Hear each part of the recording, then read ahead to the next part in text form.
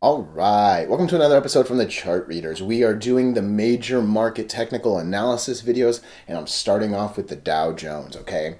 Look, so much has been happening on this 50 moving average, okay? And once again, we're right back on it. So that will definitely be the focus. But real quick, before we get into the details, what are we going to do today? Same thing we always do, right? We'll take a look at the daily and the weekly to see how things are setting up short term.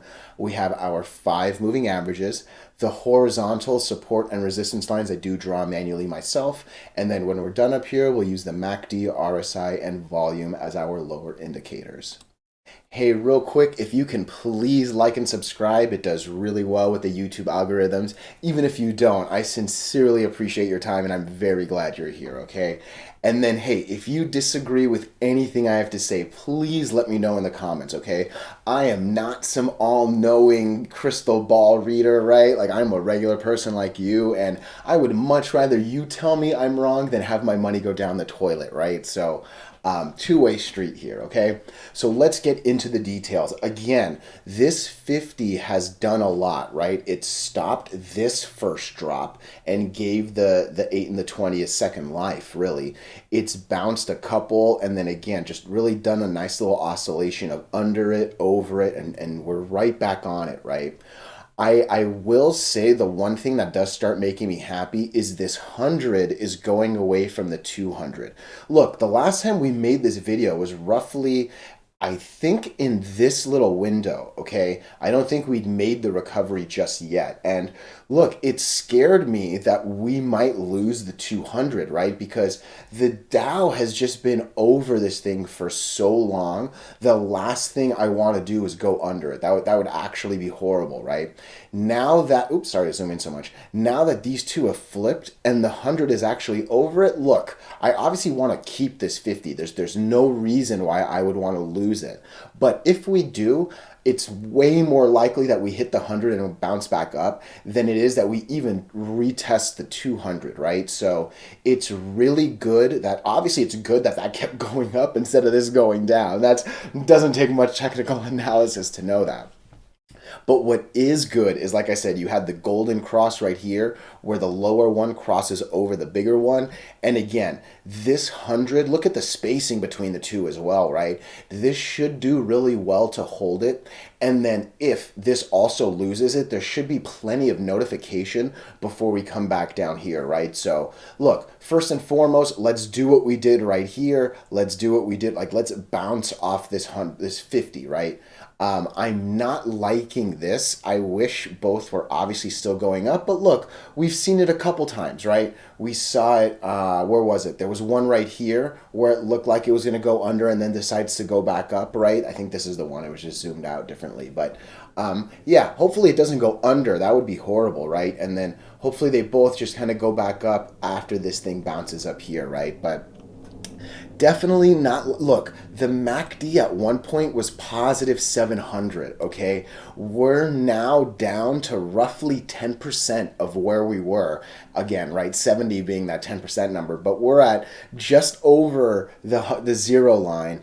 It does look like you see it, right? The green line is definitely looking like it wants to come down. And then this RSI is definitely super insignificant, right? It's been very much on this 50 line for a good while. But yeah, we've in almost no time at all from late December, excuse me, all the way through late February, where we've seen a 90% reduction in the MACD reading. And look, I don't talk about the numbers much, but the further away we are from zero in the negatives is good, right? That's just simple math. A 5-year-old, I think, would know that. I don't know what, I have no kids, so I have no idea, right? But my cats don't know math, you know that. But yeah, you don't want to be anywhere near it, right? You want to be up as high as you can. And that's definitely a little alarming. And then again, obviously with this looking down. And then, hey, look, just volume at one point was up here. Clearly, we're now a lot closer, almost touching the actual 300 line, right? So again, just a couple things overall are negative, but one more time, as long as the Dow stays over the 200, it's doing its job. right? We're just really waiting for the others to do it on the weekly as well, and we're going to get into the weekly right now, actually. So where are we on the weekly? Okay, so look, one of the things that I've been talking about, if you've been watching these videos for a while, on the daily, we were in this 5-line horizontal movement, right? Where one's clearly the bottom, these are clearly the middle, a little higher than the middle, but you get the point, and then these are up here, okay? So on the daily right now, and you can kind of see it was in this real moment is when this one did it, and then obviously the others followed. But right now, everyone is over the 200 on the daily, but we're not quite over all 5 moving averages on the weekly. Okay, the Dow has been up here for a while, and look, 3 dojis in a row of can we stay at the top of this on the weekly, right? I mean, nothing screams uncertainty more than a doji. It's magnified 5 times more on the weekly than on the daily. And I mean, I don't even know what the odds are of basically 3 in a row. I'll be honest, that's not really something I see, right? But there is so much uncertainty going on right now because look, if we lose that, the next place it falls is 3,300, right? Based on the weekly at least, right? If you lose these two, you're more than likely coming down here, and that's, I mean, pretty much where this line's at as well, right? And then obviously if we lose that, we'd come to the 50, but I think the 20 should be able to hold it. I don't think we've actually even yeah, I mean, look, hopefully, I mean, I don't want to say more than hopefully, right? But it seems like these two are going to get lost, and this 33 seems realistic because that's an ugly RSI. That's 3 bad weeks of volume. And let me actually, when we were in that, oh no, okay, because yeah, this was the good run. We're still actually at the highest, latest moments of the MACD. So the MACD hasn't quite done that 90% drop yet that we've seen on the daily. Again, I'm not implying that's going to happen immediately, but this going from, 600 whatever to 80 might happen on the weekly. It just takes a little bit longer, obviously, right? So, because yeah, this brought that one up a lot. This one brought it up to here basically, then kind of kept going, and then I'm digressing a little bit, but yeah, all in all, what am I looking at right now? It really seems like this 3,300 line, this 32.9 number that I got is realistic, and then ultimately over the next couple days, it seems like a flat 38 might be realistic, right? Because next couple days this comes down, next couple days this comes up, and yeah, maybe it'll hit a little closer to here too.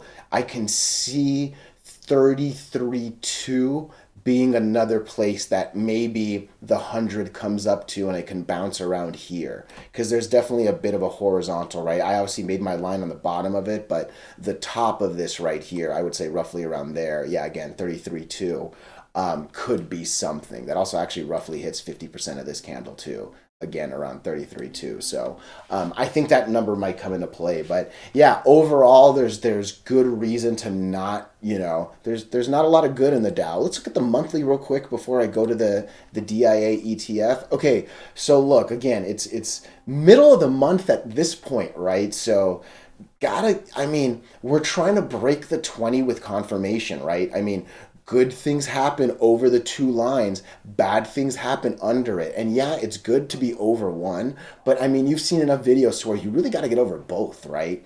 And yeah, I'm just seeing a lot more under, or at least not good confirmation just yet. So, and then what is this line actually at? So look, 33.6 is a pretty important number for the month, right? If we're saying 33.2 might be coming up, right? Hopefully that happens by next week so that the week after we can maybe recover and at least come a little closer to, if not above, the 20, right? But just looking at the monthly real quick, but again, it still seems like this thing is going down a bit. Look, DIA, I'm not going to hopefully repeat anything. But the goal is for, and look, exactly the same. I didn't even want to zoom. I wanted to zoom out just to see this more. But yeah, look at that. Exact same thing, right? The 100's done the split up. This is great. It looks exactly the same.